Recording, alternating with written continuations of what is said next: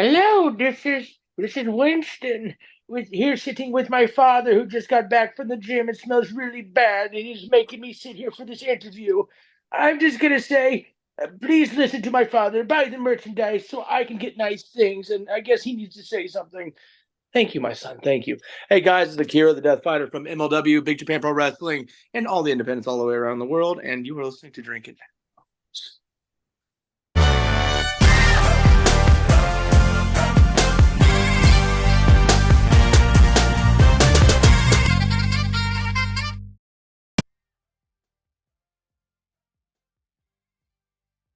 All right, everybody, taking time out before we get this show started.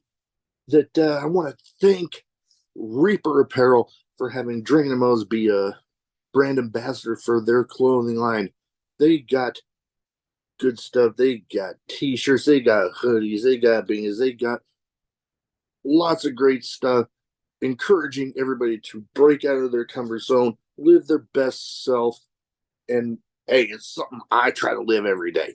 Now, be sure when you go and you're filling out your order, use the code Drinkin' at Mo's, get 10% off, and the link and the code will both be in the description. Let's fucking go. All right, everybody. Welcome to Drinkin' at Mo's. Big Mo here. You know the drill by now. YouTube, like, subscribe, share, comment, all that good shit. Because YouTube's algorithm is a pain in the ass. Where most places you can find audio podcasts too. Today, I am excited to have with me Akira. How the hell you doing? Just living the life of a wrestler, other than doing housework and doing stuff at the missus once, hanging out with the dog and going to the gym. Yeah. Nope, I'm kind of the same way in between work and the podcast, and whenever, with our house getting stuff done, because well, we're going through the same thing big old Bronson Reed and his wife went through with the IVF stuff, so we're crossing our fingers. So getting stuff done there. But also I've got plenty of great stuff coming up, making my commentary debut in August that I'm particularly excited about. Hopefully, what promotion? It's actually going to be their first show. It's going to be a benefit show for a suicide prevention deal, and big into mental health awareness, and especially being a veteran and the whole statistic of 22 a day. When the opportunity came up, I'm like, hell yeah, just let me know when. Yep. So who knows? Maybe it'll lead to even. My uncle's a veteran too, so I understand that completely. Oh yeah, my friend that I host our opinion thing, him and I are probably going to be doing a little pre-show for that, and who knows, hopefully maybe it'll lead into some even more commentary opportunities, because I've always seen myself as kind of a color commentator, almost like Pat McAfee sort of thing, because I am a bit of a goofball. So who knows? But first thing I'd like to start off with everybody with is what got you started as a fan, and then what got you deciding to make that leap into the business? God, I mean, I was always watching. Wrestling was always around me when I was a kid. As a baby, when you're a baby, I was actually having this discussion with my roommate. You always have like those vivid memories of like before your brain really developed and you started actually retaining and having sentient thought. So I remember flashes of like sitting with my grandpa and with my dad, either watching Beavis and Butthead, South Park, or pro wrestling, or Godzilla movies. It was one of the four. There was never really. Oh, and Thomas the Tank Engine. Shout out my boy Thomas. So it was just always around me, WWF, WCW. Then as the 90s progressed, my dad was putting on ECW, so I started taking ECW, which, I probably shouldn't have been. I was like 5. So, but whatever, it is what Yeah. it is. Like literally ECW, like it literally happened when my brain developed fully, where I did develop consciousness. So I remember those days of like it was like when my brain fully developed and I could actually retain. Oh yeah, I know ECW.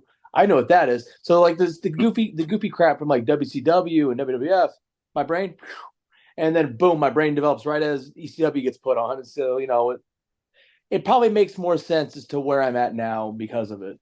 I, But I was always around that stuff, and my uncle, who not my military uncle, but my dad's brother, who lived right next to us, is much more nerdier and much more.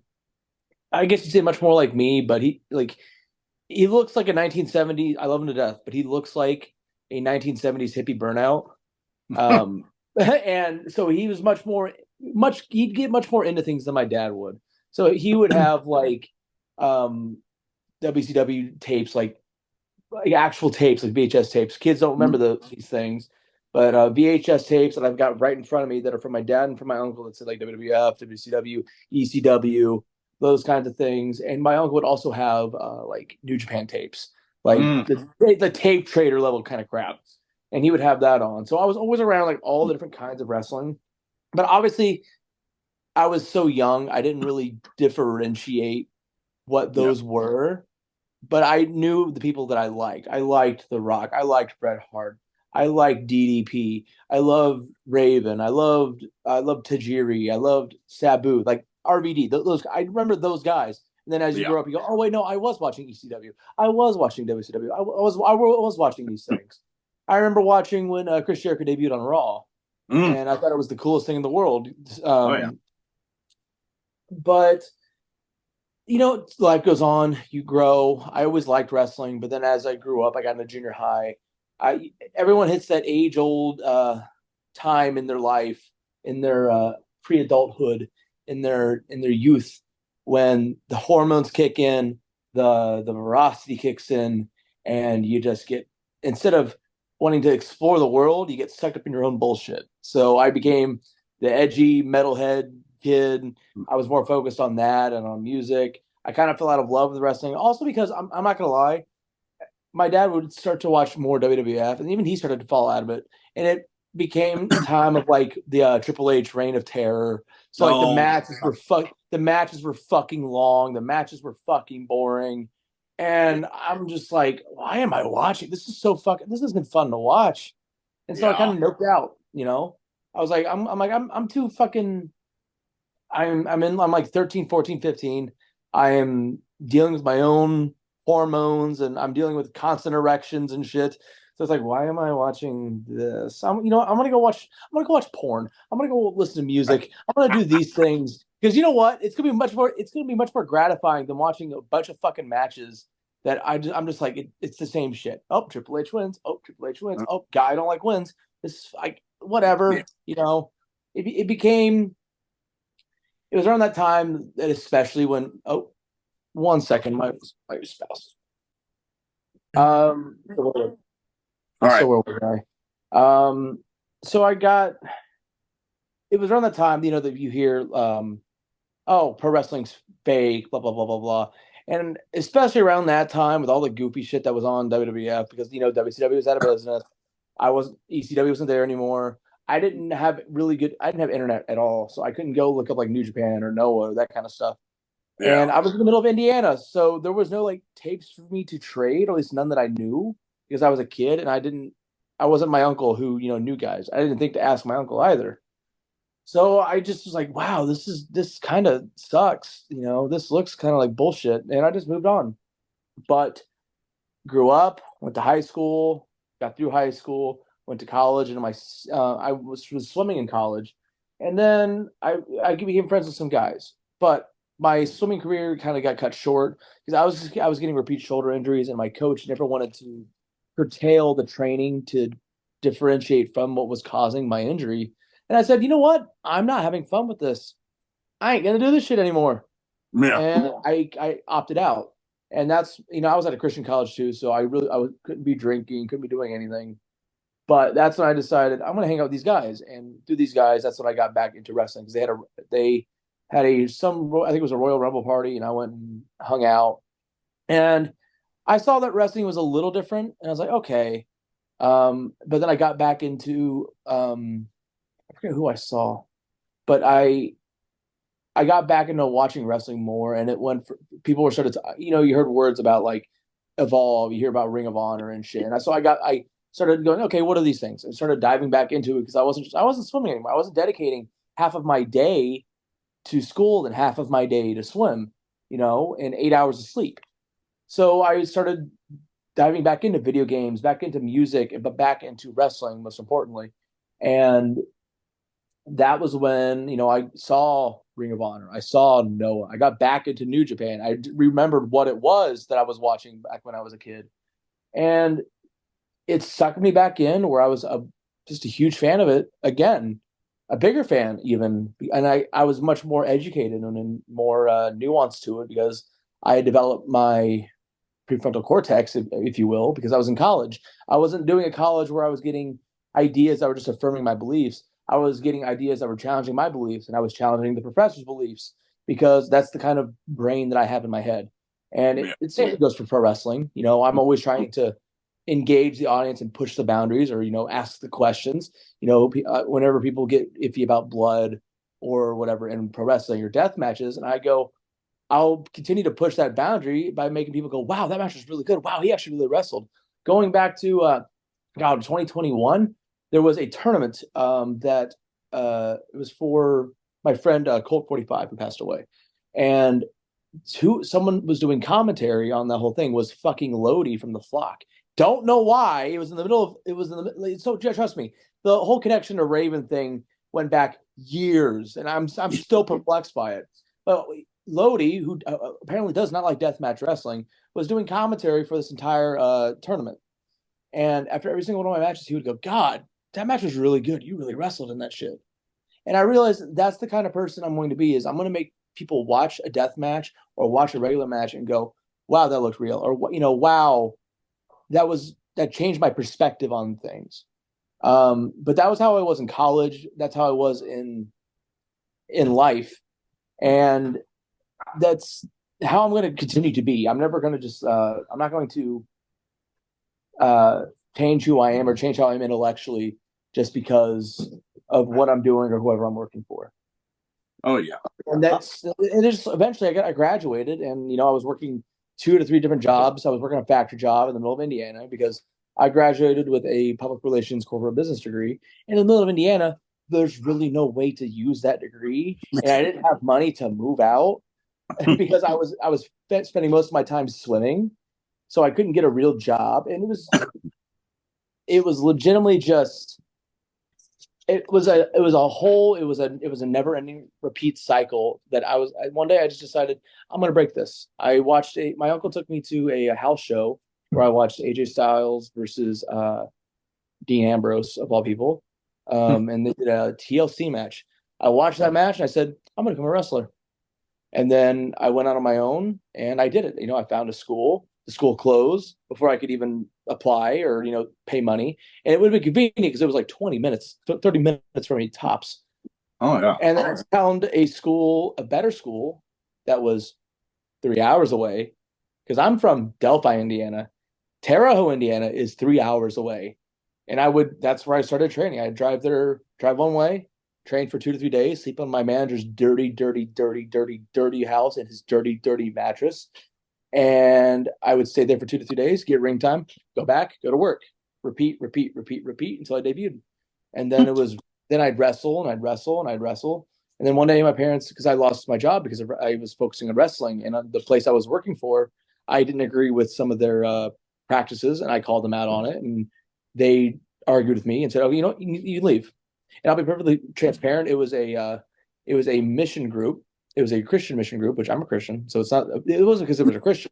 It was the way that they were treating. And this lady specifically, she started grilling me because I was late for something. And I said, you're asking one person to move all these heavy refrigerators on their own from someone's house that it isn't like it's hard to do. I said, the way you talk to me, the way you talk to these people who are living here that are dealing with drug addiction, gambling addiction, they're homeless. I'm like, the way I look and I see and I hear you talk to these people and you talk to the volunteers is gross. And I was like, you are a gross person. Your attitude is gross. And she didn't like that. And she went to the boss who said I had an attitude. And I told him exactly what happened. He said, I agree. He's like, but unfortunately, you're lower on the totem pole. And even though she may be that, she has more sway. And I said, oh, okay. And they're like, you're gone. I'm like, okay, bye. And then my parents find out because the guy who who's a nice guy, it's nothing against him. I understand you got to play the game. And that lady did have more power than me and had more sway. And I'm not going to get that lady fired. I just know I'm not. It's a he said, she said kind of deal. And he was like, well, he told my family, and my family were like, okay, you need to either get a job and quit wrestling, or you can wrestle or move out of our house. And so later they tried to take it back and be like, oh, we didn't mean it. But literally that night I grabbed all my crap and I left. And the next day I got a call and they went, where'd you go? I said, I left. Where you at? 4 hours down south. I'm near Louisville, Kentucky now. And I was sleeping on someone's couch.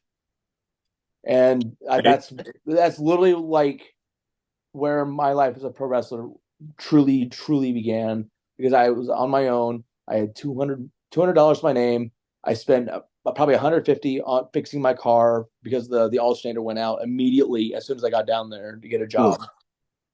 Got a job, followed by a radiator leak, a cracked radiator that I had to pay more money for. So I was basically living with like $25 in my name. Now I have like a couple grand in my name now just through pro wrestling. And, I'm living in New York. So the fact that I'm making money and I have more money now than I did then, I'm considering that a success, and I'm only 6 years in pro wrestling.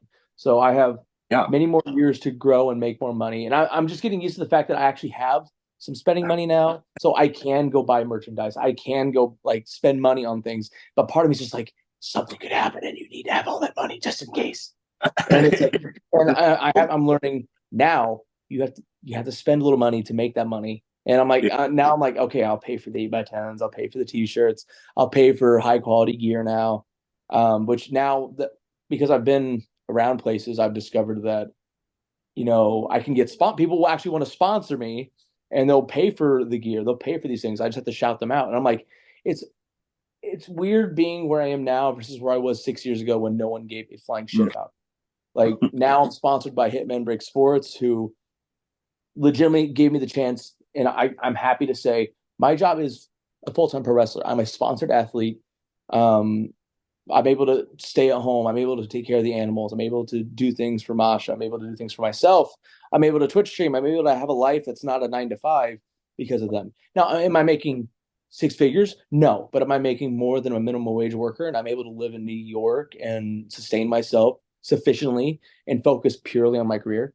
Yes. And I actually have spending money. And whatever happens, if we move out of New York, we go to Florida, we go wherever the hell else, where it's going to be cheaper, I'm going to be living really great. If I'm living okay in New York, I'll be really great anywhere else. But I'm also growing as a wrestler. I'm actually signed, and my stock is slowly rising. So as I spend money, I realize I'm going to make more money unless, God willing, some crazy freak accident does happen, which shouldn't happen, mind you, because I work a very safe and protective style, but it's pro wrestling. Anything can go wrong, Exactly.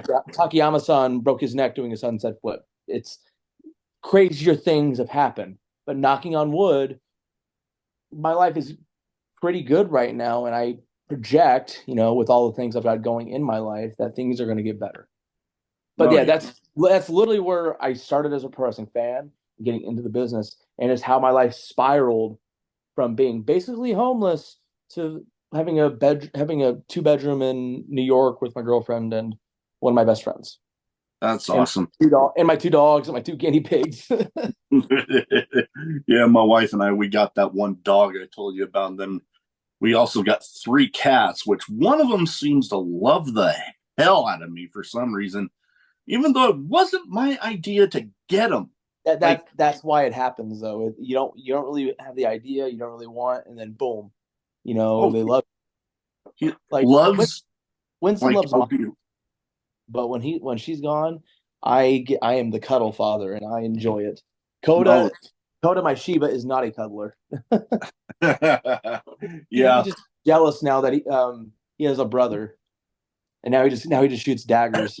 That one cat will literally lay on me when I go to bed, and like before I'll fall asleep, he'll literally use my beard as a pillow, and I'll just be. And my wife loves it for some reason because she'll literally just roll over and just take pictures of me looking like, okay, hello. Oh, that's cute. That's why it's the memories. Oh, buddy, where you going? Oh yeah, but Relax. you and I, we got kind of similar styles with how we operate, because especially with my 2 cents thing, I often say that it is just opinions. Take it or leave it. I've told people I'm not gonna say stuff just to be mean, but I'm not gonna censor myself and sound like a kiss ass. No, I'm gonna speak to you like an intellectual who has actual questions and wants those questions satiated. I firmly believe if you have an opinion or you have a thought and you believe it to be true and you cannot verbally defend that opinion, then your opinion is not worthwhile. Yeah, We definitely. live in an era nowadays, and I'm sorry, this even goes back to the old heads where it was very like with the older wrestlers who would say, "You just do as I tell you to," and I'm like, that is the stupidest thing I've ever fucking heard. I'm like, I'm not asking you to be insulting. I'm asking you from an intellectual standpoint so I can understand it, so we don't have to repeat the process of what we're going on here. And if you have a thought and I have a second thought, I'm not speaking back to you. First off, I'm not your fucking kid, okay? I'm someone Yeah. who is actively trying to better his craft. I'm not someone who's just doing it just for the money. We're all it's pro wrestling, so we're here to make money.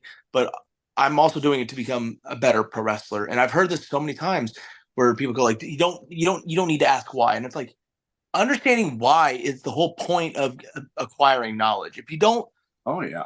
you don't tell someone why, they're not going to actually understand it. And just because they do as you say and they do it, they're not going to understand the when, the where, the what, and the why. The why is the entire catharsis, the entire point, Mm-hmm. the entire thesis of whatever point you're trying to state. And Oh if yeah. you can't explain it, then you don't understand it. And why should I be learning from you then? Oh But yeah. also, it's the same thing with me. If someone has a question about something that I do and I can't answer it, then I'm failing. Very nice. I'm failing on my behalf as well. It's people are afraid to engage in the court, not of a public opinion, but in the court of debate, in the court of thought. And I think in order to become better, not just be better pro wrestlers, but as better humans, as better human beings, we have to push beyond the boundaries of what we believe, or we have to engage thoughts that are completely adjacent to our own in order to develop either develop our thoughts in a different way because either we were proven wrong or we were given new substantial information, or we prove our point correct and it cements our beliefs even more. Some people are content to settle in their beliefs and not have to argue with it or have to debate it. And that's not how life works. That's a boring way to live. Mm-hmm. And it's the antithesis of being an intellectual. An intellect, first off, anyone that straight up calls himself an intellectual, they're up their own ass. I will never say I'm an intellectual, but I'm someone who craves knowledge. I don't crave just, boring, substantial business information, which I do like hearing business information. I want to learn everything about everything if I can. People will give shit to guys, like Joe Rogan. I'm not going to defend every guest that Joe Rogan has ever had, but the entire point of his podcast is I just want to hear what people think. And for better or for worse, like that's a good thing because you should hear what people have to say about what they believe, even if it's against everything that you stand for. I have sat across people that people would call a Nazi or a racist. I went to school with people like that, and when it came to actual debate, I would talk to them and be like, "Why are you like this? Why are you saying this to me? Well, I'm better than you." And guess what? I would tell them why they weren't better than me, and guess what? Now they're either on meth or they're dead. Who won the court of public opinion? It's me, baby. Yep. No, I completely agree. You don't debate people to change someone's mind. You debate people to represent your opinion better, and by proxy, the people that are listening. Even if if I'm talking shit to some bully who's calling me a racial slur, which by the way, I'm not some fake Asian like some people say. I got every slur in the book. I got the Asian slurs, and I got the Spanish slurs because I also look Spanish. But I would verbally eviscerate these people, or I would beat the piss out of them in public, not just to prove my point, but to let everyone else around me know, oh, he was right, or wow, okay, he wasn't, he's not a pussy. He did beat the shit out of that guy. I've checked out so many guys. So I remember going back into high school when I would get shit on, or people would talk shit about me. People would call me a pussy because I didn't really want to engage in fighting. It took one time someone talked shit and turned to walk away, and I choked them out, turning them black and blue in front of God and everybody. Then everyone said, "Oh yeah, maybe I'm not going to say my real name. Maybe Akira is crazy. Maybe we shouldn't talk shit to him." Someone tried to mat wrestle me on the ground because they thought, I think it was something because they were still giving me shit for liking wrestling back then, even though I really wasn't watching wrestling. Oh, you like wrestling? Come on, wrestle me, bro. And then they wrestled me, and I just did a pressure point thing, and I had them screaming because I was legitimately doing this into their shoulder, and I would not let go. I was Vulcan gripping that shit with my full. I was doing the iron claw essentially, but onto their pressure point in their shoulder, and they were screaming. And the gym coach just laughed and said, "Okay, okay, Akira, things are good. You can quit now." Okay, walked away. Went back to reading my book. That's the whole point of a debate. It's not just to verbally slam your opponent or to educate your opponent. It's to educate everyone around you. And I've seen so many people in pro wrestling and in life and in whatever socio-political sphere, they say it's not my job to educate you. It's like it is if you have an opinion. Yeah. Or if someone doesn't know, and maybe they're being actually verbally straight up honest about pro wrestling or anything, and they go what do you mean by that? And they say it's not my job to educate you. It is. It's your point. Yeah. It's your opinion. It's your truth. You have to. If you go to any debate school, any debate class, the entire point of having a point is you have to prove that point. If you have an opinion, if you have a take, if you have anything that you're trying to prove as factually correct, you have to prove it. You can't. I'm not going to take your fucking word for it. And if you just say I don't have to prove it, I'm going to think you're a fucking liar. And guess what? You've really done exactly the opposite of what you wanted. You're cementing the other person's point because you're afraid to debate and argue with them. Oh yeah. I mean, God, people have seen me in the maid outfit, right? And people, because I went over to Japan with Necro Butcher and Drake Younger, and have your opinions on them. I'm not going to confirm or deny them, but I will say I've had these discussions, and I was not afraid to look at someone who's called me a slur in the eye and talk with them. I've engaged with people who I'm not a communist. I've had family members who have been affected by communism. I've sat there and I've been engaged with people someone who I consider a close personal friend about communism. Because guess what? That's the whole point of talking about and being and making connections. I'm not in pro wrestling too. There's so many people that are just they're willing to be in their safe area. Not I'm saying like a safe space. Yeah. I'm saying a safe, creative, and intellectual area. They don't want to get out and push the boundaries of what they know or what they do. One of the things I hate hearing is I just want to do hood rat shit with my friends. I want to do cool stuff with my friends. I'm like, I don't want to wrestle my fucking friends. I don't. But the good thing is, if I do wrestle my friends, I'm wrestling some of the better wrestlers in the world. I'm wrestling John Wayne Murdoch. I'm wrestling my girlfriend, who is literally one of the best wrestlers in the world. I'm wrestling guys like Sami Callihan or all these people who I can consider friends, but it's friends that are going to make me better, and they're also going to make me money. It's not friends from my 40-mile town that I just want to do stupid stuff with to do stupid stuff. I'm like, I'm not here to do that. I'm not here to wrestle my friends for the he's and the ha's. I'm here to make money and learn and get better. Oh yeah, and get called out for things that I don't do wrong. I consistently, after any show I'm on with Masha or any show that I'm on MLW or anywhere else, I'm always learning. Always. I am never perfectly in the right. My match with Suzuki, I was given so many. I was told the match is great, but here's these things you can do better to make it even better next time. Learn it. Do it. Okay. No, that's the way to look at it, because if you're only getting told the stuff that you're doing right, then it's like, okay, there could be something that you could improve on, but then you go about not improving it because you didn't know that it was something you needed to improve. Yeah, so many people think they're John Lennon, which, by the way, I think John Lennon was a terrible musician. I do not like listening to John Lennon. I hate John Lennon on a creative level. However, I understand that his music did touch people and they do like it. Cool. A lot of people think creatively they're John Lennon, when in reality they're Yoko Ono. Yeah, most definitely. And go ahead. Yeah, I would much rather be Paul McCartney, who consistently put out good music through all of his years. Just saying. A lot of people want to evangelize Paul McCartney because of the way he died, and I'm like, his music wasn't that great. I think Imagine's one of the worst songs I've ever heard.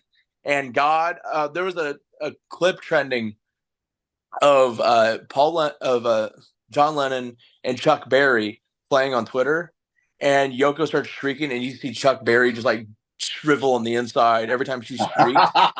And I that's immediately what I thought. I was like, so many people think they're John Lennon. In reality, they're Yoko Ono. No, God. Some people might think I'm Yoko Ono, but guess what? When people tell me, "Hey, don't do that. That sucks," I listen. John Lennon, I guess, never had the gall to go, "Stop shrieking into the microphone. That shit sucks." Like you literally see Chuck Berry whenever she shrieks, they zoom in on his face, and it's just like a cringe of disgust.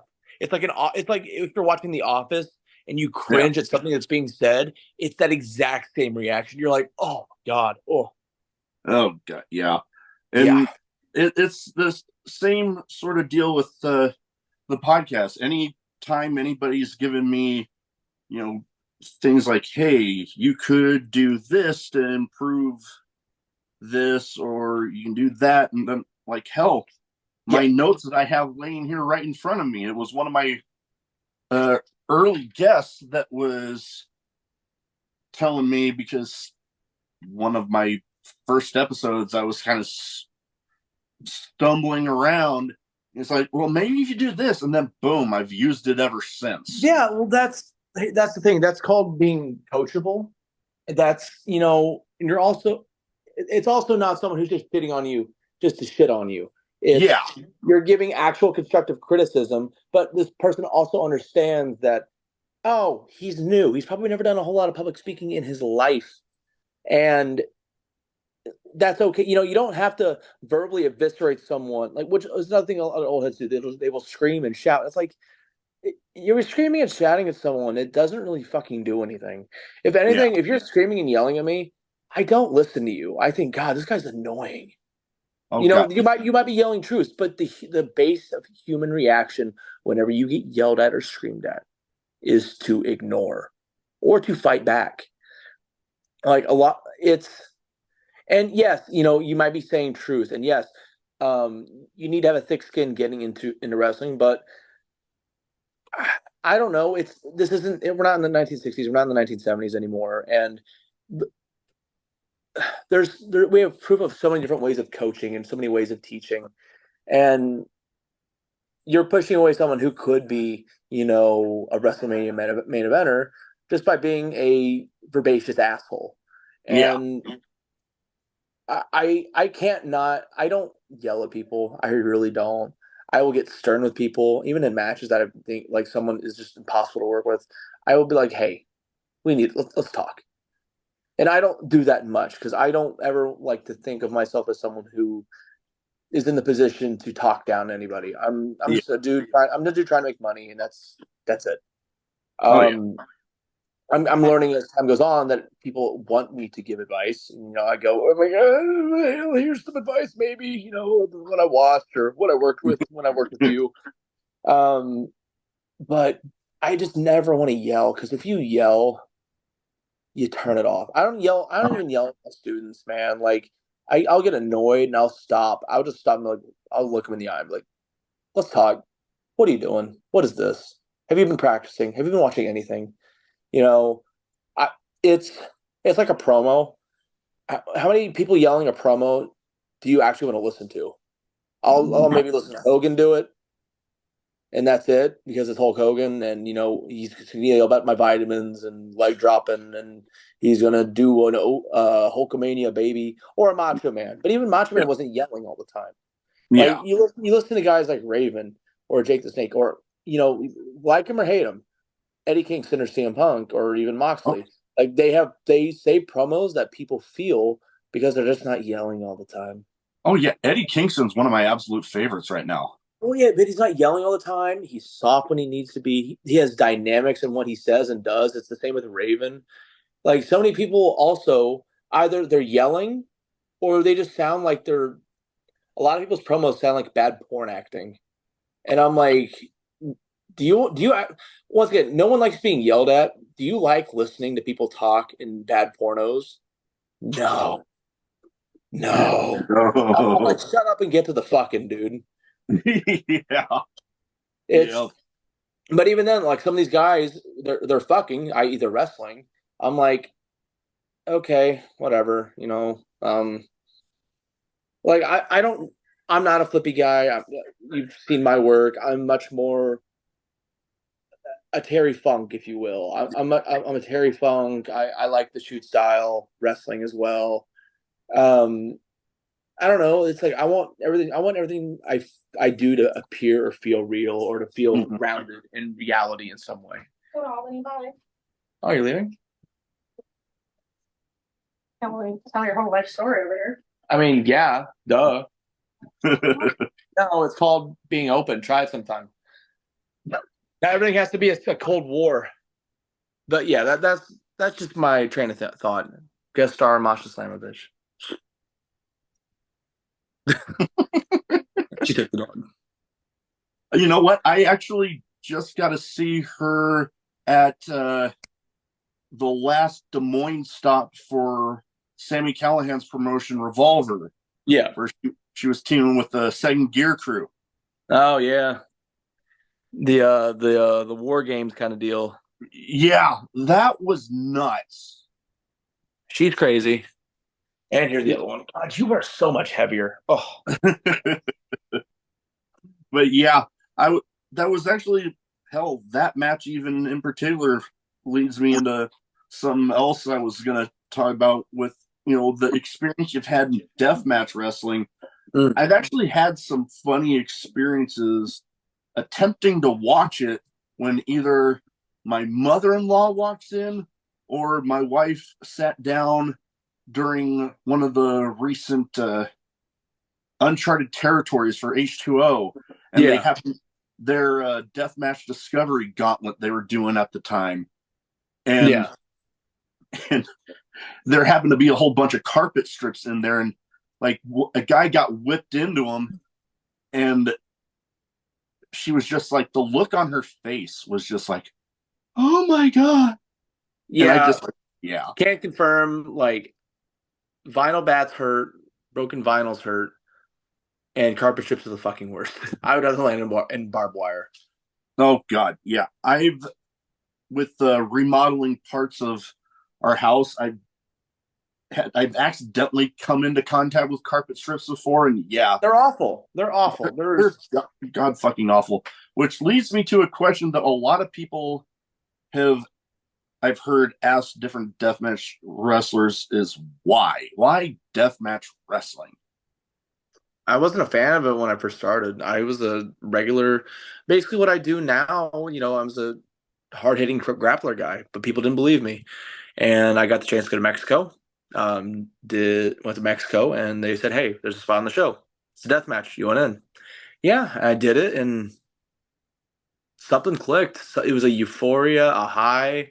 but I felt like I could kill a man. And every time I get into a death match, it's a feeling that I can't explain. I've answered that question a couple times, and it's not something I can, at least for myself, I can perfectly say. It just instills something in me that lets me know that I'm alive and I can hurt people. And I'm one of the best in the world at doing it. I'll never be like, I'm the best in the world, because God, I hate when people do that. That's so played out, like fans aside. You sound goofy when you say it. But it does. Some people, it does sound a little goofy. Yeah. Yeah, it's let the fans say it. Like one of the few people that can say it and get away with it was Bryan Danielson, and that was his entire gimmick was, I'm the best in the world. Who's the best in the world? You are. That kind of crap. Yeah. But I'll happily say I am one of the top in the world. In terms of the United States, I'm one of the top wrestlers in the United States, and in just in a regular match. I'm not going to say the world, because the world is a very broad thing, but I know for a fact, I'm one of the top wrestlers in the United States, and I'm one of the top deathmatch wrestlers in the world, which is a nice feat. Oh, yeah. I would definitely say so. I've definitely been a fan of you ever since with the amount of episodes I've done, some of my wrestling memories are starting to get a little fuzzy, but ever since the first time there was something that just drew me in. And when I started the podcast, I was like, okay, I don't know when, but sometime I have to get him. Some guy who I'm not going to say, who talked about me a couple years ago on a couple bigger platforms, said apparently I have a certain je ne sais quoi about what I do. And maybe that's it. I don't know. This is something that people attract to. It's something that people chant and cheer for. I'm the fact that I have that quality, that where people just have to watch me and cheer for me, and that they like my work by proxy, is great. I'm not going to say I'm one of the best, fanciest, high flying technical wrestling guys in the world. I'm very much a grounded, very realist style person. I'm not going to do 1,000 fucking things in a match. But when I get in there, I look like I'm going to hurt you. And from hanging around with the Necro Butcher, who has always said, I just want to make sure people know that I'm real. I'm gonna make sure people watch out and go, oh, he could fuck me up. And I've heard that. Oh, you could fuck me up. I go, oh yeah, I know I could. Thank you. Mm-hmm. And there's been a couple times where I've been pushed a little bit, and I go in a little bit, and people go, oh, you actually took me down. I'm like, yes, I did. I know how to break your arm for real. You might not think I did, because I'm a very nice and casual human being, but I can do that. I will try to bite your nose off. I will headbutt you just to get an advantage. That's just how I am, Oh yeah.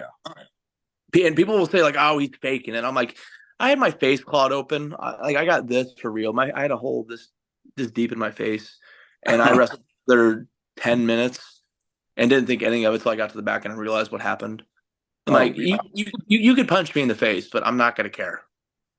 At least if it's like fucking Masvidal or something like that, they'll probably knock me out because they're trained fighters and they know exactly how to knock a person out. But I'm like the casual pro wrestler, the casual human being, the casual fan. I'm like, good fucking luck. I'm not saying I'm the toughest person in the world. I'm saying I'm one of the toughest in pro wrestling. Which maybe once again isn't saying a whole lot. I don't know. I mean, I've been lucky enough in the life of the podcast so far to have a good bunch of deathmatch wrestlers on. Some of the best, including, you brought him up a little bit ago. I got one of his wrestling buddies over here, John Wayne Murdoch. I gotta get one of those made. took me damn near a year to get him on, but finally got it done. Yeah. And it wasn't due to any fault on either of ours. I had some personal stuff going on. He has it's always scheduling with him. It's always scheduling. It's the same with me. Yeah. He's a damn machine with the schedule he keeps. Unfortunately, it's the price of being a pro wrestler too. Is life. There's always something going on, something that happens. Things happen, things change. There are people that take advantage of it and will just opt out of doing something just to opt out of doing something. But generally, with the people I know, if they pull out of something, it's for a good reason, or they can't. It's for a good reason. And I had a couple things that I told you about. I'm like, hey, I have to get to this. I'm sorry. We definitely had that. with him. Oh God, there's been a few others, and yeah, normally I haven't had too many that just backed Flake out. out. Yeah, I've had plenty of people flake, but then again, I just go, you know what? They're back there. I'm moving on. No. Like things happen for a reason, you know. Oh yeah, And people will show the true colors, and you know, even people that I might accidentally select, you know, someone I forget to send merch, or merch doesn't get to somewhere. I'm always overly apologetic, you know, if I can't do something or can't make something. I don't miss bookings hardly ever. Like this recently, I missed a booking because of weather, because I had to go from, I think it was Toronto all the way to Albany, New York, to catch a flight. But as we got across the border, which it would have been another 2.5, 3 hours to Albany, like a massive snowstorm hit, and it was impossible to drive. And I was like, literally when I told the promoter and they announced that I couldn't be there, fans in Spanish, mind you, were saying, Akira never misses. It had to be really bad. So, oh yeah, no, and I think the one time I've ever personally had to reschedule or cancel was when promoter that used to own a promotion out here in Omaha, Nebraska had passed away, and I wasn't going to be able to make the funeral, but I'm like, you know what, I can at least do the visitation. So I had to reschedule that, but the person was like, you know what, that I get it, go.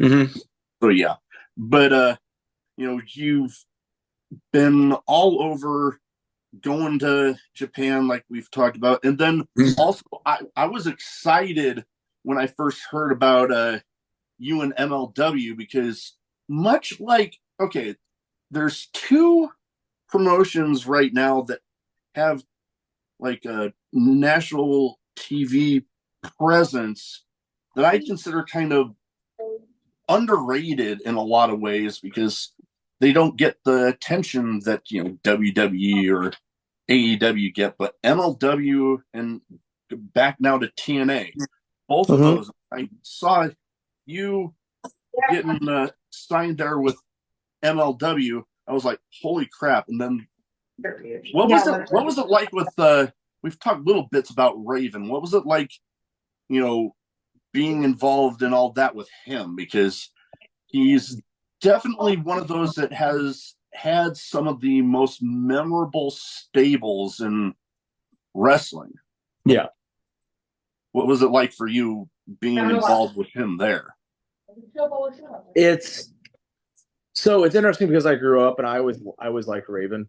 But now that I've worked with him, it's just a very, once again, with the whole Lodi thing, it's just a very self-fulfilling kind of prophecy where it's just it happened, and I was like, huh, life's funny.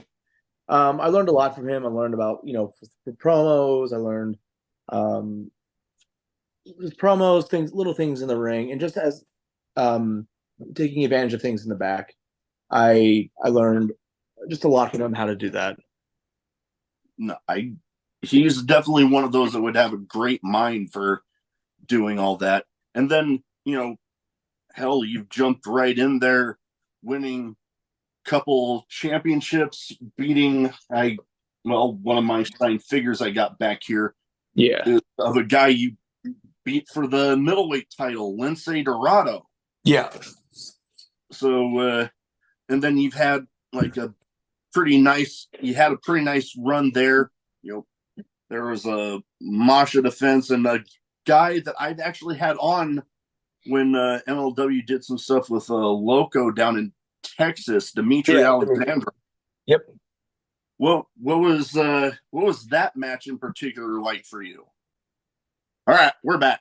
So it was like we were talking right before we pressed record again, asking about the Dimitri Alexandrov defense. It was I enjoyed it. It was chaotic. I like wrestling for Loco, but the fans are always like 50-50. And this is not a slander towards it really anybody except the one guy who has a goddamn siren and he plays it ad nauseum. And I'm like, shut the fuck up. No one cares about your fucking air raid siren. It's annoying. It's detracting from the match. And he thinks it's funny. I know he thinks it's funny. And I'm like, no one likes you. You're the kid that would say loud shit in class just to say shit to get attention for yourself, and no one would laugh. I'm like, you're legitimately the worst. It was fun. Demetrius great. We did some fairly risky stuff in there. But it was cool to wrestle a death match for the middleweight title and kind of vary things up. Just like it was cool to do the match with Masha. I was supposed to do one with Cole Radrick, but that didn't, not a death match, but a regular match. But it didn't add up. Something happened. Whatever it was, who cares? But it was fun, and that's where I got to cut. I cut a promo for my bout with Takeda in Japan, which was my debut match for Big Japan. And it was irritating because I was hoping to use the match footage to post on social media, so that way I could use that, and it felt real in the moment. But that one guy kept blaring the fucking air raid siren, and even people were like, "Dude, he's trying to cut a promo for a match with Takeda, and you're being a fucking annoying asshole that no one wants to listen to." And he's like, "Oh, it doesn't matter. It's funny to me." And it's like, dude, you're the fucking worst. Like, if people could fucking verbally, or if you went missing, I don't think anybody would complain. I don't care if you paid X amount of money. Fuck you. Don't come to shows. I'll say it. So, like, I'll gladly draw someone else who would rather be in your position. So I had to cut a promo after that for Takeda, which it was still good. It was a promo, people liked it. But it was annoying because, I don't know, you're trying to do something, you're trying to deliver something cool for the people to see, and people just want to make it about themselves. It's like, it's not about you. The show's not about you. You're just an annoying guy that blares the siren that no one is a fan of. Nobody. You think you're great. It's like fans with a gimmick that think they're really funny. You're not really funny. You're trying to draw attention to yourself. And, bro, just stop. Yeah, but no, you're an asshole to say that apparently. So whatever. But yeah, it's one of those things that you gotta, as a fan, you gotta kind of pick your spots when you. Oh, exactly. Like the CCW ones are great, or the ones that like GCW or at ICW are great because it's after a big spot. You hear the air siren, you're like, oh fuck, that's cool. Like that's memorable.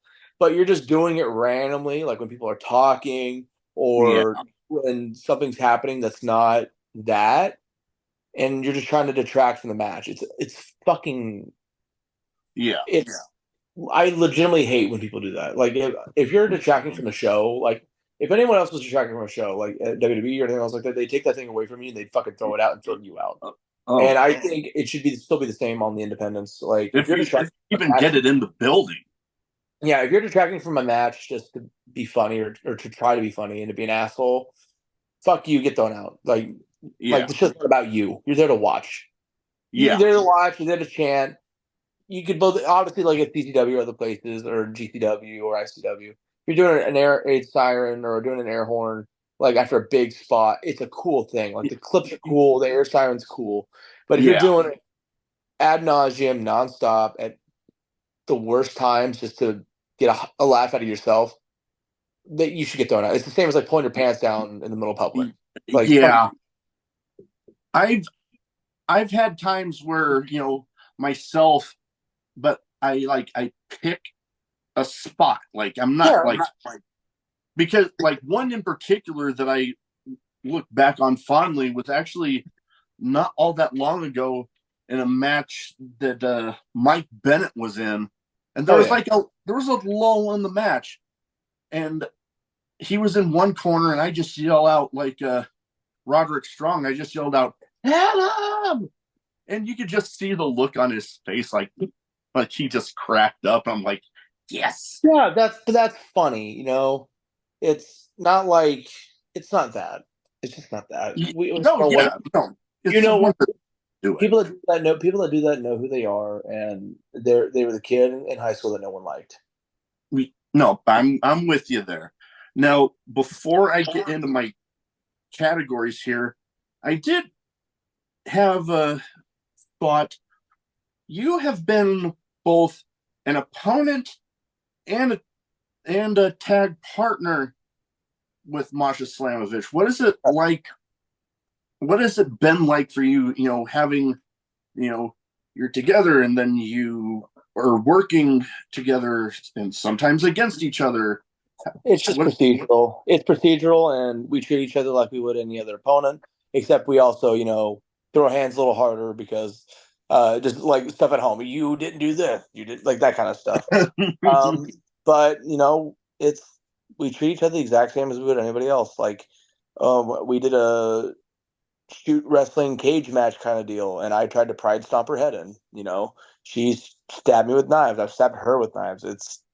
There is no difference. Yeah. Tagging is its own thing because you also have like the couple.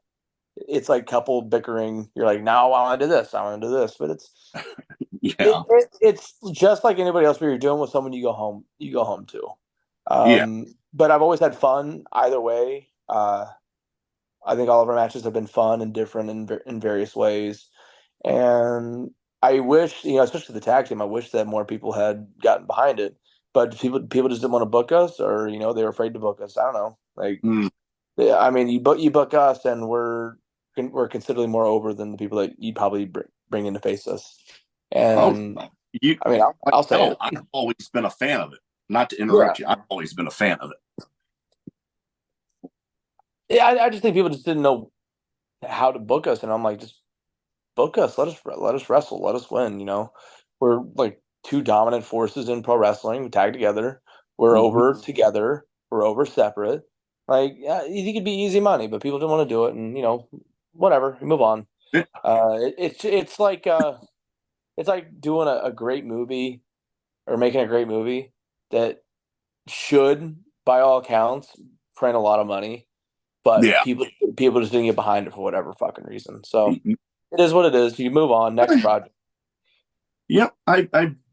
I had a very similar conversation with Jess Moss over at H2O with her and Declan. So definitely similar conversation there. Now I have two categories here. One's a bit of a name game where I try to theme it towards the guests as much as possible. And you know what? Each of these people you've either shared a ring with or a locker room with or one way or another. And they've also all been on the show. Okay. So I give you the name, first thoughts on the person. Okay.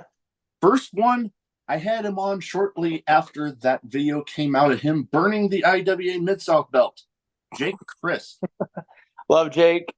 He's always a pleasure to be around. I've learned a lot from him in the short times that I've worked with him, just as much as he's probably learned. We're always learning from each other. But I've learned a lot from him, and I think maybe, just through something I told him for how it was at MLW, he learned something. But, and I'm not saying I taught him anything either. Like, I don't want people to misconstrue this at all. Yeah. But I love Jake. Very nice person. Someone who has really gotten his life and body and mind on focus, and Jake deserves the world. Oh yeah, I've got nothing but great things to say about him. We had a lot of tag chemistry too, and I was very surprised by that. Like, when we finished, I was like, God, we should tag more. That was fun. I bet, yeah. Like, I had a bit of a personal tragedy. Like, I've talked about it enough on the show. My wife and I were pregnant with twin girls, and they weren't due until November of 22, but they ended up deciding to come a little early at the end of July. Yeah. And they only made it a week. Yeah. And he was one of the first people that I talked to in person about it. And dude, I even more respect for him than I already had after that conversation. He's very much a vibe too. Like, he's always, how he talks is how it feels to talk with him. It's very relaxed. He'll make you laugh, but you feel good talking to Jake. Jake's a very good person to talk to, just as a human being. I always enjoyed being around Jake. Oh, most definitely. Now, next one. His episode is actually the most listened to one on the audio platforms right now. Satu Jen. I love Satu. I'm very happy that we got to go to Japan together, and I'm very happy that we got to make some of the memories that we did. Um, he's a brother. He'll take care of you. He'll bend over backwards for you. But he's also just someone who just he keeps to himself and sticks to the grind.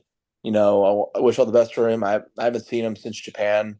I don't Japan, or maybe I saw him at like a horror slam. But it's always nice to see him, and it's always good to get high with him. He's very good. He's very chill. Same thing with Jake, but it's a little bit of a different kind of vibe. Gotcha. Next up, Bobby Beverly. The man that gave me this. They gave you that. Yeah. The Bev. God, I remember that was ICW. God, 2021, I think. No, I'm saying in 2021. I don't remember the exact one, but I remember I had like his first death match where he really went in, and we really got bloody and we did a lot of shit. And I've had just a lot of good memories wrestling Bobby, man. I love being around Bobby. Bobby is the one who was vouching for me to get into Circle Six, and we definitely told a story in Circle Six of, especially of all the death matches. I think the one that we had is probably one of the best. It was one of the best matches of last year, most definitely. And I'm very happy to say I've had 2 or 3 matches of the year candidates, especially in terms of the death match category, because I had that one and I had the match with Takeda, which everyone was like, "Whoa, what the fuck?" And just he's a great human being. Loves to party. He's always a good time to be around, and he works fucking hard, man. Like Bobby really turned people's opinions around on him last year, just the effort that he put in and some of the crazy shit that he was willing to do, and nothing but love for Bobby. Even though I want to punch him in the face half the time, I look in the mirror and I just see Bobby Beverly. Like if my scar could talk, it would talk like Bobby Beverly. I can imagine. All right, last but not least here, Dale Patricks.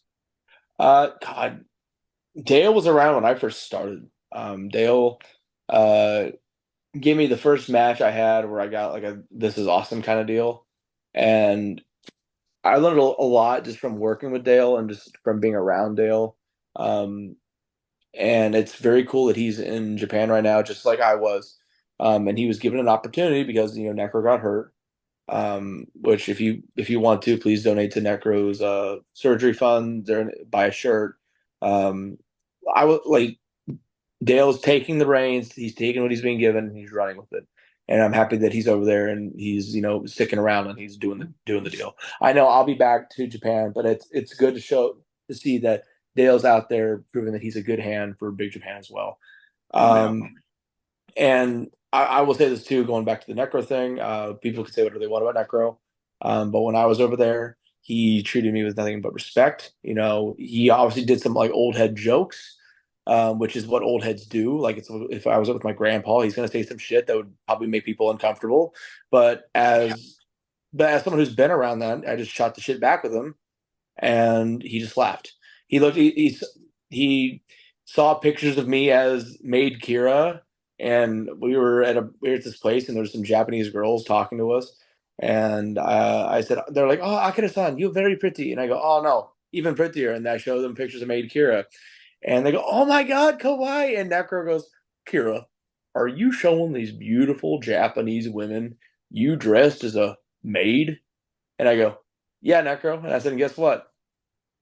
If I was single, I'd pull all of them and you wouldn't." And he goes, "As a maid," and he goes, "You're probably right." And he just laughed. He didn't like that dude did nothing but treat me as an equal. He gave me advice.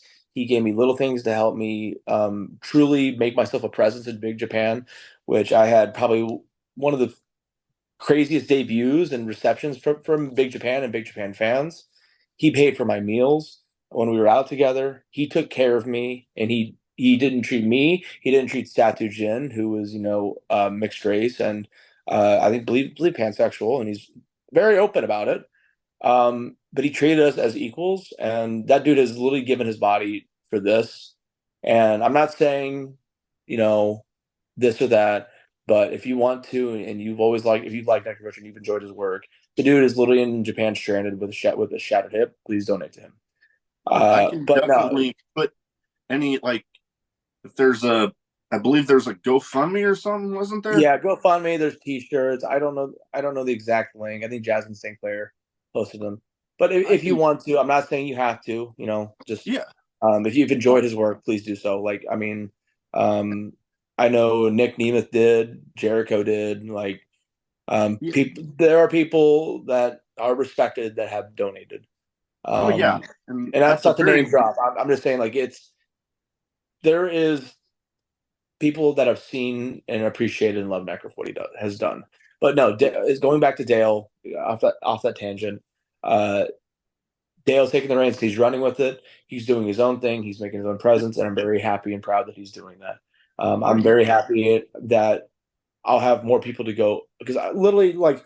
There's been Big Japan wants me to come back. It's just been scheduling stuff, but I think we're getting more of these things sorted out now. But it'd be cool to be over there with him and over there with other people because I love being over in Japan. Like if I could live there full time, I would. Like it's home.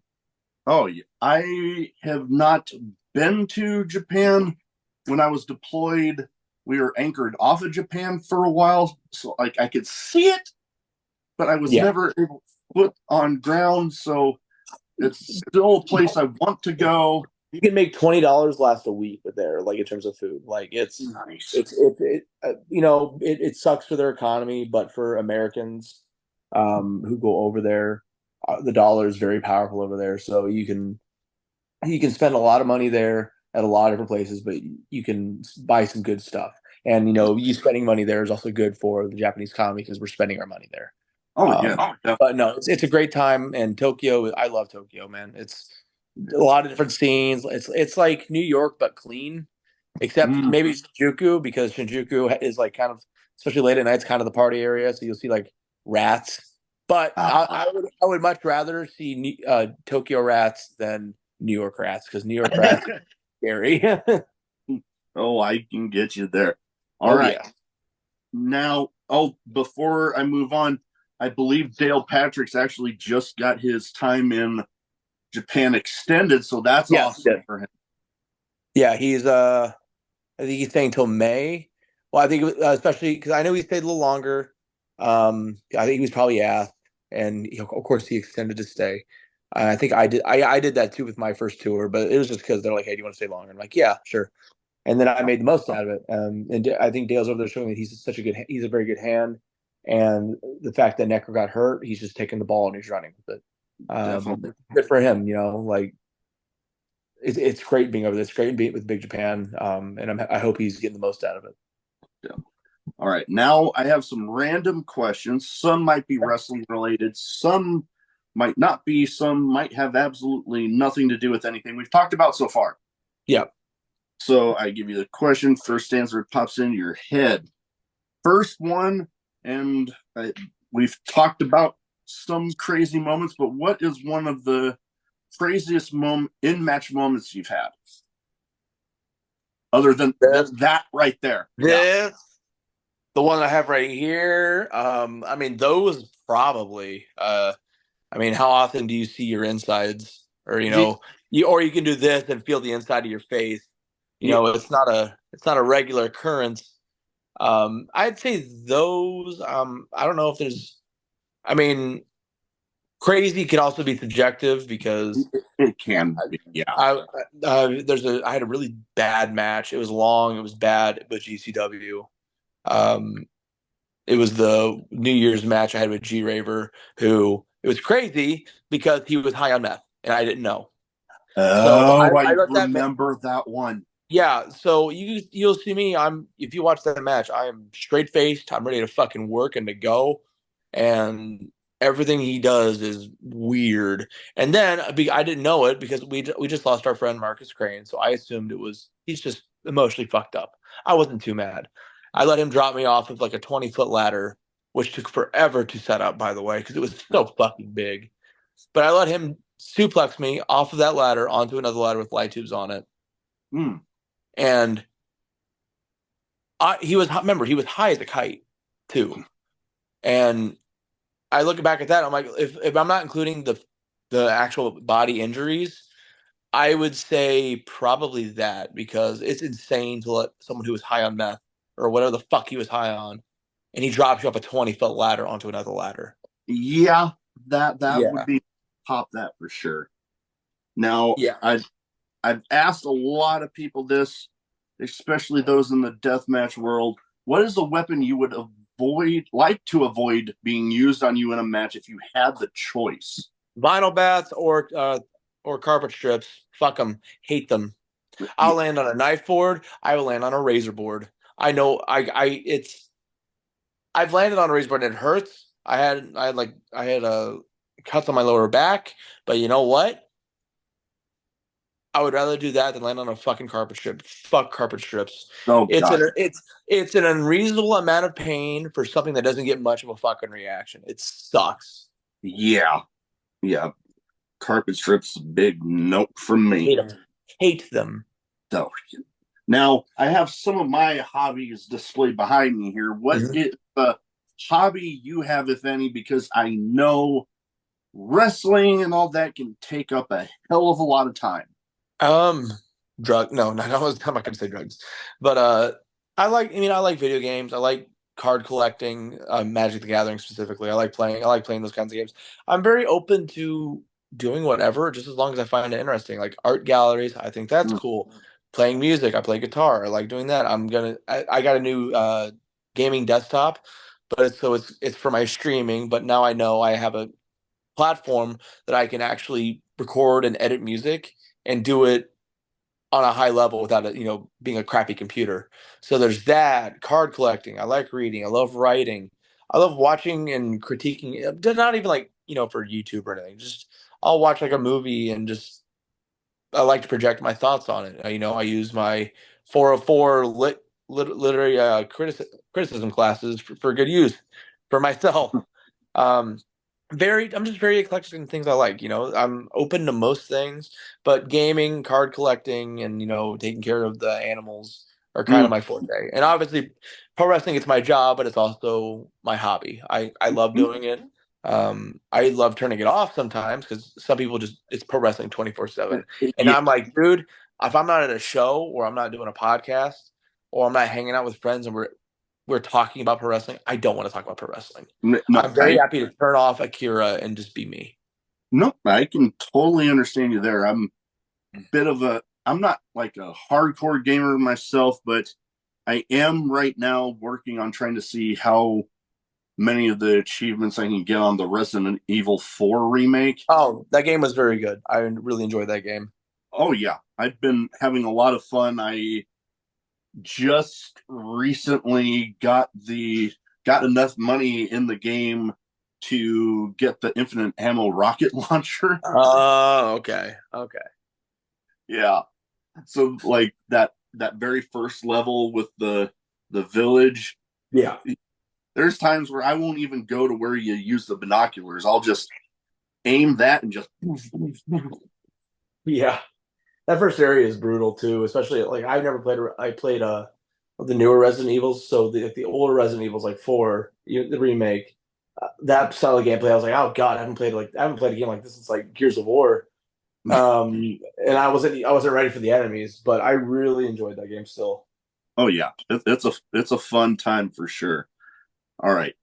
Now, with the name of a show like I have, I would feel weird if I didn't have this question in here.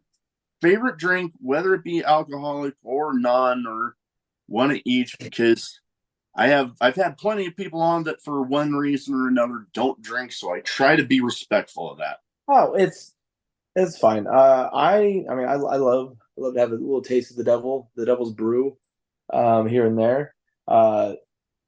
Dude, Strong Zero is like my favorite alcohol I've ever had. Strong Zero. I like Strong Bow. I'm not much of a beer person, but I like ciders and shit like that. I think a good Guinness is good. Like a Sapporo or a Japanese beer. I've had those. Those are nice. But I'm very much more of a cider and mixed drink and cocktail kind of guy. Like they have I live on top of a bar and they have something called a Henny Colada. So it's Hennessy made like a pina colada. and it fucks you up, but I really like it. I might have to try that sometime. I've always been more of a beer guy myself, but like Stone Cold's American. Oh yeah, I can't do IPAs. It's just far too fucking bitter for me. But I did drink Megadeth had like a Megadeth beer. I Yeah. drank that. I've drank the Iron Maiden beer. The Dan Aykroyd Crystal Skull vodka. I've had that. Which is it's very smooth. I was very surprised with how smooth it was. But yeah, if I'm gonna drink, I want to drink. And Yeah. beer, I'm just like, if I'm hanging out with like in Japan with Necro or something, and he goes, "Have a drink," I go, "Okay, Necro, I'll have a fucking beer, whatever. I'll drink Yeah. with the boys." But beer's not my favorite. I like ciders. I like fucking, I like Mike's Hard and shit like that too. If I want to drink something, I want it to taste good, and beer's never really tasted the best to me. Yeah, you definitely have to know where you're going with beer to Oh get yeah. good tasting ones. That's why Stone Cold's American Lager's always been a favorite of mine because that I don't know, it just tastes so freaking delicious. Yeah, I really want to try. It's not beer, but Josh Barnett has the Warbringer whiskey, and I want to try that. Oh, I'm a whiskey tequila guy myself, so I definitely. like them all, man. Like, Oh yeah, I love like Fireball whiskey and shit like that. I'll drink that shit for days. But like, I'll drink anything once. Like in Japan, I had a like in Kobayashi-san's bar, Abdullah Kobayashi, he has a bar, and it's a small bar. But every time I come in, he'll give me a shot of this snake vodka. So it's like, or snake whiskey, whatever the fuck it is, the giant mason jar. And it's got a snake all curled up in it, and it's mixed with like the snake venom, and it actually hits pretty good. Like, I always have a good time going there. But like, yeah, I'll try anything, man. oh yeah, I'm very much the same. If you put it in front of me and tell me, "Hey, you should try this," I'm like, all right. I will unless it's a vegetable. And then I'm like, My wife had to try really hard. except I will never drink a Bloody Mary. Fuck Bloody Marys. I don't know whose idea it was to mix vegetables with alcohol, but they deserve to go to prison for life. Foul, disgusting. Ugh. It's like a drink your kindergarten teacher that forced you to eat your vegetables would make. I'm like, why the fuck would I want that? And some people like it, and I'm like, you're weird, dude. I want my alcohol to be spicy. No, the fuck I don't. Get that shit away from me. You're a criminal. All right. Now, last but not least here, best advice you have for anybody wanting to get into wrestling. Don't. No. to quote a Bobby Heenan shit interview, put the 38 in your mouth. No, not even that. I just watched a Bobby Heenan interview. That's literally advice to people getting into the business: put the 38 in your mouth and pull the trigger. And I'm like, Jesus, Bobby, relax. It ain't that bad. But dude, it's come in and just be flexible. It's just like with life, just like with anything. You never know where it's going to take you. Just put your heart into it 100% and go with the flow. Know when to say something, know not when to say something. Just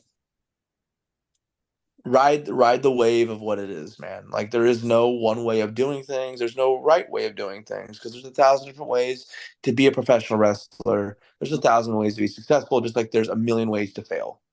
And all those million ways to fail tend to lead up to or stem from I didn't want to learn, or I didn't want to try, or you just wanted to quit. That's literally all I can say is be flexible. Be flexible and go where the wind of pro wrestling takes you, because that's what I did. And it took me from the middle of nowhere in Indiana, and it led to me being in New York and traveling the world, But you get what you put in. So go with the flow. But while you ride whatever wave it's taking you on, put your heart and soul into it. Because I'm a firm believer that what we leave behind us is going to be the remnants of tomorrow, and it won't last forever. Nothing we do will last forever, but it will still always reach out to the ends of time, because the things that we do will affect the next generation, and that'll affect the next generation. So eventually we're all going to be forgotten, but what we've done in our time on this earth will stretch aeons through the influence of it. That's if you put the energy and the heart and the time into it. There's a lot of people that don't want to seize the day. I'm a firm believer of carpe diem. Dead Poet Society was something I watched when I was very young, and it's stuck with me. I can't not watch it. Whenever I hear "seize the day," one day we'll be in the dirt. We'll be worm food. It just like with life, just like with anything you do, seize the moment, seize the day, ride the wave, and just be ready to go with the flow of what it is, because it's going to take you places that you never thought you would go if you let it, if you put the work in for it. And it's the greatest thing in the world. Or it could be the worst thing in the world if you let it be. Like, don't go into this thinking you're on a main event WrestleMania. I went into this just because I said, if I don't try this, I will live the rest of my life regretting that I didn't try it. Yeah, And now here we are. And I'm not saying I'm at WrestleMania, but I am many steps further along to doing that, or to main eventing the Tokyo Dome, than I was ever before. And just literally seize the day, to go into it and just give it all, because we're all going to die one day, and for better, for worse. That's something I wake up and something I go to sleep thinking about, of what am I going to be remembered tomorrow? If I died today, would I be remembered? And it really makes me want to focus and do more things. It makes me want to reach out and talk to people as much as I can. Like there are some people that would do, would get paid to do a podcast. They put their 5-10 minutes in. They go, okay, I don't care, get out. And for me, I want to sit here, I want to talk, I want to make a connection, because I would like to be remembered rather than just random guests. I'd like to be remembered as, he was a really fun and intellectual guy to speak with. And I want to be remembered by as many people, yourself included. People don't think about that. They live so in the now, I think. And they're so just in tune with their emotions and just the instance of today. And I came into pro wrestling just wanting to be remembered. And if you come into pro wrestling, just like in any other art and any other thing, you should do it just wanting one thing to be remembered. You want what you do to touch somebody.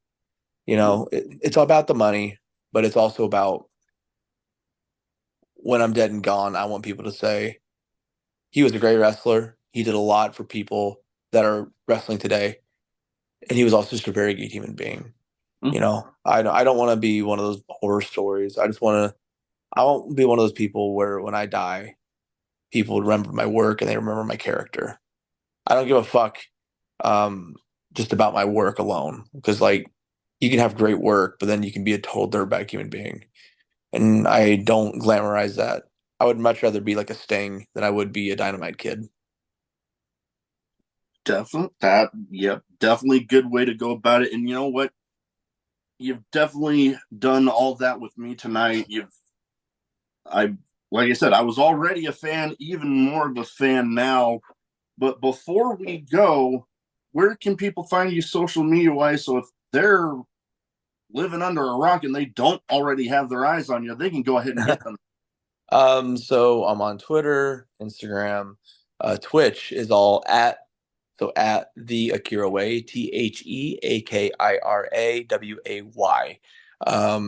That's on Twitter, Instagram, Facebook actually as well, and on Twitch, which as soon as here, I'm gonna shower and I'm gonna hop on Twitch. I stream almost like every day. I'm free, so most days during the week, unless I have shows, which I'm gone. I have to fly to Spokane for a show. You can catch me there. You can support me on patreon.com/Death Samurai, as well as deathsamurai.com. That's my t-shirt website. And you can obviously support me watching MLW, which is free on YouTube at least once a month, because we do the monthly shows now. And you can catch me on the Fight TV or Triller TV, because they changed the name, whenever I'm on the pay-per-views. I think that's all the places. That's all the stuff that I have, merchandise, money wise, and yeah, I'm always active, man. So if you want to shoot me a question, or you want to tweet at me and ask me a question about something, I'll respond. Same thing with Instagram. I normally respond to most messages unless it's like someone being weird, which you can only be weird to me if you're paying me money. Like if you pay me money, I will talk to you about whatever. Yeah. Generally, let me preface that. Generally, I'll tell you. Generally. Yeah. But yeah, that's all my stuff. Okay. We will get all of that in the description as well as getting the stuff for Necro. So if anybody can donate, they can go ahead and do that. Now, Donate or buy a t-shirt. Yeah, donate or buy a t-shirt, definitely. Well, that is about all I have. My dog is looking at me like, hey, are you giving me my dinner yet? So I better go get that taken care of. But thank you bath, so much. I'll let you get to going so you can get your stuff taken care of. But again, thank you so much. It was an absolute pleasure. No, dude, not a problem. You have a good night, okay?